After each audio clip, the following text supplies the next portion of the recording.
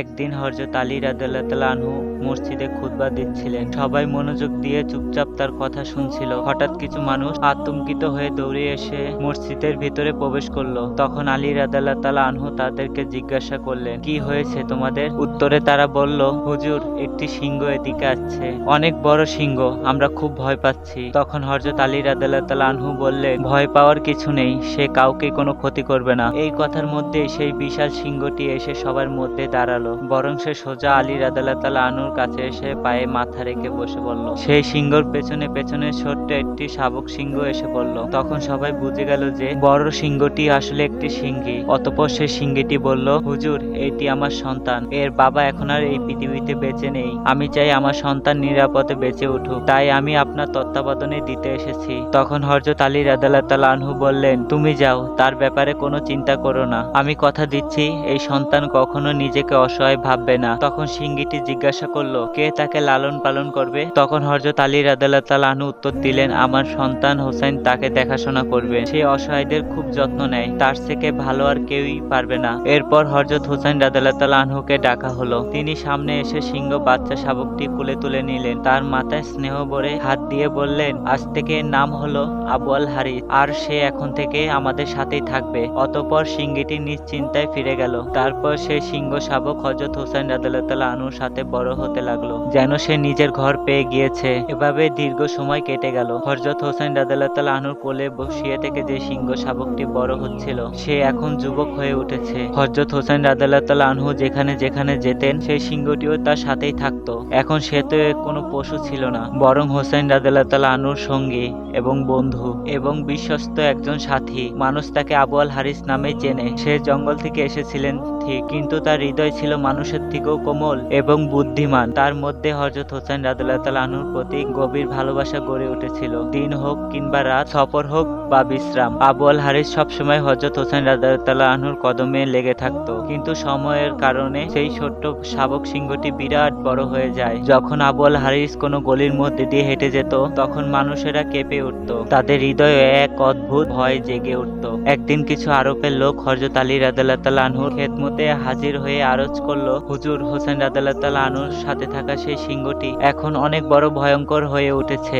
আমরা এই ব্যাপারে অনেকটা ভয় পাচ্ছি। কোনো একদিন যদি সে ক্ষতি করে ফেলে। এই কথা শুনে হযরত আলী রাদিয়াল্লাহু তাআলা আনহু নীরব হয়ে গেলেন। তার হৃদয়ে আবু আল হারিসের ছোট্টবেলার সেই শৈশব ভালোবাসার স্মৃতি জেগে উঠেছিল। কিন্তু সে মানুষের স্বভাব এবং ভয় ও ভালোবাসা ভালো করে বুঝতেন। অতঃপর তিনি ঘরে ফিরে এলেন। তখন হোসেন রাদিয়াল্লাহু তাআলা আনহু ঘরের কোনায় চুপচাপ হয়ে বসেছিলেন। তখন আলী রাদিয়াল্লাহু তাআলা আনহু তার কাছে এসে কোমল কণ্ঠে বললেন, বেটা হুসাইন, আবু আল হারিসকে দেখে সকলেই অনেক ভয় পায়। বেটা, আমার পরামর্শ হলো তুমি এখন তাকে মুক্ত করে দাও। এই কথা শুনে হোসেন রাদিয়াল্লাহু তাআলা আনহু মাথা নিচু করে ফেললেন। তার চোখে অশ্রু চলে এলো। কিছু সময় চুপচাপ বসে থাকলেন। তারপর আলী রাদিয়াল্লাহু তাআলা আনহুর দিকে তাকালেন এবং হালকা একটি হাসি দিয়ে কোমল কণ্ঠে বললেন, জি আমার আব্বাজান, আপনার যেমনটা আদেশ। শুধু আজকের দিনটুকু যেতে দিন, আগামী কাল থেকে তাকে আর কোনোদিনও দেখতে পাবেন না। তখন আলী রাদিয়াল্লাহু তাআলা আনহু জিজ্ঞাসা করলেন, বেটা, আজকের দিনে এমন কি বিশেষত্ব আছে? তখন হোসেন রাদিয়াল্লাহু তাআলা আনহু বাইরে তাকিয়ে উত্তর দিলেন, বাবাজান, এখন সন্ধ্যা হয়ে গিয়েছে।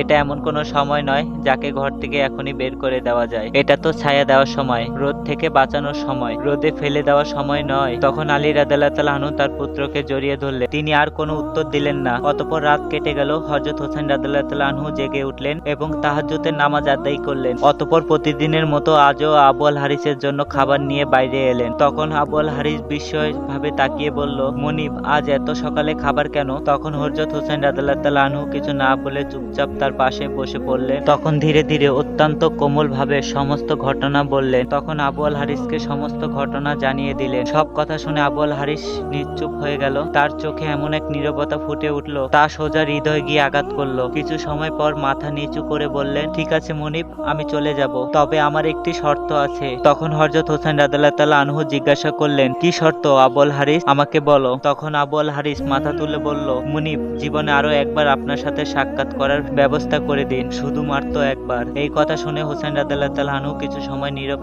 হয়ে রইলেন। তারপর বললেন, মনে রেখো আবুল হারিস, 10 মুহররম 60 হিজরি, স্থান হবে কারবালার একটি টিলা। তখন তুমি একটি আহ্বান শুনতে পারবে। সেই মুহূর্তটা হবে আমাদের শেষ সাক্ষাৎকার সময়। সেই ডাক শুনে তুমি খুব তাড়াতাড়ি চলে এসো। সেই জায়গাটি আবুল হারিস, আমি তোমাকে স্মরণ করব। তখন আবুল হারিস ধীরে ধীরে একটি প্রশ্ন করলো, মুনিব, যখন সেই দিন আসবে তখন কে আমাকে ফিরে ডাকবে? আপনি কি আমাকে আহ্বান করবেন? উত্তরে ইমাম হোসেন রাদিয়াল্লাহু তাআলা আনহু বললেন, না আবুল হারিস। তখন আবুল হারিস আবারও জিজ্ঞাসা করলো। তারপর আবুল হারিস জিজ্ঞাসা করলেন, আপনার ভাই আব্বাস রাদিয়াল্লাহু তাআলা আনহু কি আমাকে ডাক দিবেন? এরপরে হোসেন রাদিয়াল্লাহু তাআলা আনহুর চোখ অশ্রু ঝরে ভরে গেল, চোখ পানিতে ভরে গেল, কণ্ঠ ভারী হয়ে গেল। না আবুল হারিস। তখন আবুল হারিস নিশ্চুপ হয়ে গেল। তখন ইমাম হোসেন রাদিয়াল্লাহু তাআলা আনহু কান্নায় ভেঙে পড়লেন এবং আমাদের মা ফিজা তোমাকে আহ্বান করবেন। বর্ণনায় পাওয়া যায় আজও সেই কারবালায় সেই স্থান বিদ্যমান। বিবি ফিজা আবুল হারিসকে সেখান থেকে আহ্বান করেছিলেন। অতঃপর হোসেন রাদিয়াল্লাহু তাআলা আনহু যখন আবুল হারিসকে বিদায় দিচ্ছিলেন তখন তিনি বললেন,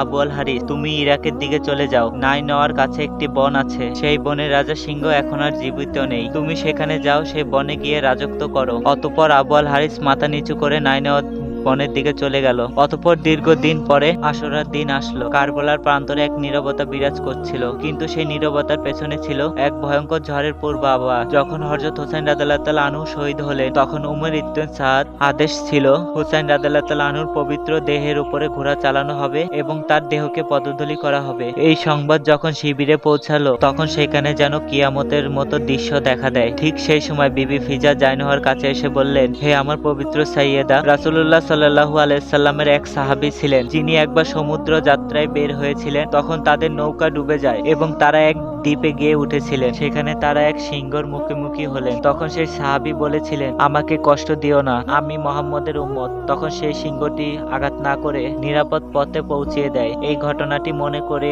দিয়ে ফিজাকে বললেন, হে আমার পবিত্র সাইয়েদা, এই এলাকাতেও একটি সিংহ, তার নাম আবুল হারিস। এটি সেই সিংহ হযরত হোসেন রাদিয়াল্লাহু তাআলা আনহু নিজের হাতে লালন পালন করেছিলেন, তাকে ভালোবাসা দিয়ে বড় করেছিলেন। যদি আপনি অনুমতি দেন আমি বনের দিকে গিয়ে আবুল হারিসকে ডেকে আনতে পারি। আমি তাকে এই জালিমদের সকল ঘটনা বলতে চাই। তখন জাইনাব রাদিয়াল্লাহু আনহা কোনো কথা না বলে মাথা নিচু করে সম্মতি দিল। তখন বিবি ফিজা কারবালার সেই প্রান্তরের দিকে দৌড়িয়ে এগিয়ে গেলেন। তার জিহ্বায় ছিল একটি নাম, আবুল হারিস। তিনি মুখ ঘুরে বনের দিকে তাকিয়ে উচ্চস্বরে ডাক দিলেন, হে আবুল হারিস, তোমার মুনিব তোমাকে একটি প্রতিশ্রুতি দিয়েছিল, আজকে সেই দিন এসে গেছে। এই কথা শুনে জঙ্গলের গাছপালা কেঁপে গেল, তারপর মাটি কেঁপে উঠলো, ঝোপঝাড়ের মধ্যে নড়াচড়া শুরু হলো। ঠিক সেই সময় আবুল হারিস বজ্রপাতের মতো ডাক দিল, দৌড়িয়ে এসে বিবি ফিজার কাছে এসে দাঁড়ালো। সিংহটিকে দেখে বিবি ফিজার চোখ পানিতে ভরে গেল, তার কণ্ঠ ভারী হয়ে গেল। তিনি বললেন, হে আবুল হারিস, তুমি কি জানো এই অত্যাচারীদের কি উদ্দেশ্য? তারা চায় হযরত হোসেন রাদিয়াল্লাহু তাআলা আনহুর পবিত্র দেহ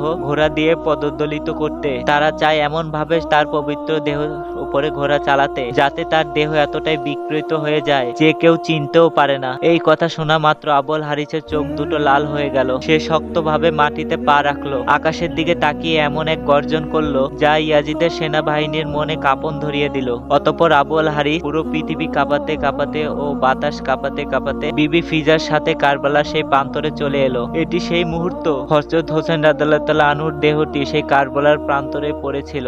আকাশটি নীরব ছিল, পৃথিবী নিশ্চুপ হয়েছিল এবং ফেরেশতাদের দু চোখ অশ্রুতে ভরে গেল। তখন আবুল হারিস ধীরে ধীরে এগিয়ে এলো এবং অনেক ভালোবাসার সহিত আবুল হারিস হযরত হোসেন রাদিয়াল্লাহু তাআলা আনহুর পাশে এসে বসলো এবং মাথা নিচু করে মুনিবের রক্ত তার কপালে রাঙিয়ে নিল। যেমন বিশ্বাসের একটি চিরস্থায়ী মোহর নিজের কপালে মুঠো করে বসিয়ে দিচ্ছে। রেওয়ায়েতে এসেছিল তখন ইয়াজিদের সেনাবাহিনীর ঘোড়াগুলো হোসেন রাদিয়াল্লাহু তাআলা আনহুর দেহ পদদলি করতে এসেছিলেন। তারা একটি আশ্চর্য দৃশ্য দেখলো, একটি সিংহ একা হোসেন রাদিয়াল্লাহু তাআলা আনহুর কাছে বসে আছে। এই দৃশ্য দেখে ঘোড়াগুলো অনেক ভয়ে পিছিয়ে গেল, তারা আর এগোতে সাহস করলো না। সৈনিকরা আতঙ্কে দিশেহারা হয়ে ছোটাছুটি করতে লাগলো। অনেকে ভয়ে ঘোড়া থেকে পড়ে গেল, কেউ কেউ পিছিয়ে গেল এবং কেউ কেউ পালিয়ে গেল। ফলে কারো সাহস হলো না হযরত হোসেন রাদিয়াল্লাহু তাআলা আনহুর পবিত্র লাশের উপরে ঘোড়া চালাতে। অতঃপর এই খবর ইবনে সাদের কাছে গেল এবং তার মুখ বিবর্ণ হয়ে গেল, চোখে ভয় ফুটে উঠলো এবং কাঁপা কাঁপা কণ্ঠে বলল, এই ঘটনা কাউকে জানিও না। এই ঘটনা জানালে এটি একটি ফিতনা হয়ে দাঁড়াবে। কারণ সে জানতো যদি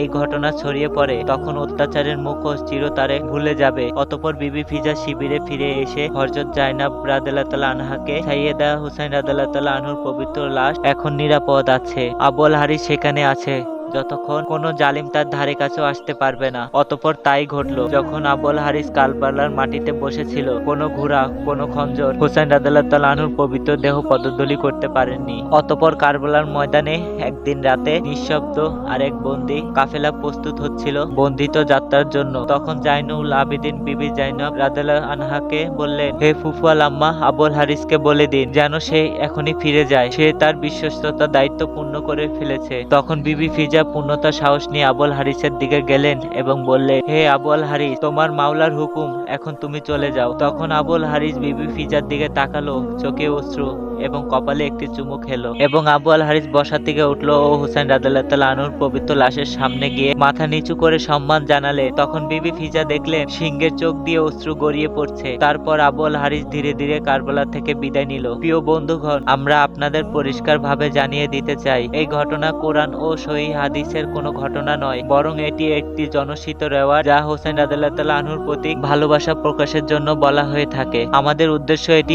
ইতিহাসের জন্য নয়, ভালোবাসায় বার্তা তুলে ধরা। সবাই ভালো থাকবেন এবং নিজেদেরকে খেয়াল রাখবেন এবং আল্লাহ হাফেজ।